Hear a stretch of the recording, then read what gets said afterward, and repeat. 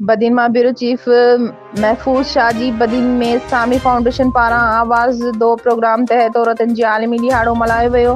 Programme में MPA BBS Yasmin Shah मेहमान ख़ासि तौरु शिरकत कई। सामी फाउंडेशन जे project manager advocate Shumaila Memon चयो त सामी फाउंडेशन आवाज़ दो प्रोजेक्ट सरतियूं मूसा मेरी दुनिया जी मेरी रंग केयर पाकिस्तान जी अॻवानी में बरतानिया हुकूमत जी माली मदद सां UK इंटरनेशनल डेवलपमेंट जे तहत ज़िला बदीन जे 3 यूनियन काउंसिलनि जे 15 ॻोठनि में कमु करे रहियूं आहिनि, जंहिंमें सिन्फ़ी तशदुद पारां जे हक़नि बाबति तहफ़्फ़ुज़ फ़राहम करणु, जबरी पोरियो, नंढी उमिरि में शादी ऐं पंहिंजो एहतसास शामिल आहिनि। पंहिंजा हक़ वठण लाइ असां अव्हांखे गॾिजी जदोजहद करणी पवंदी।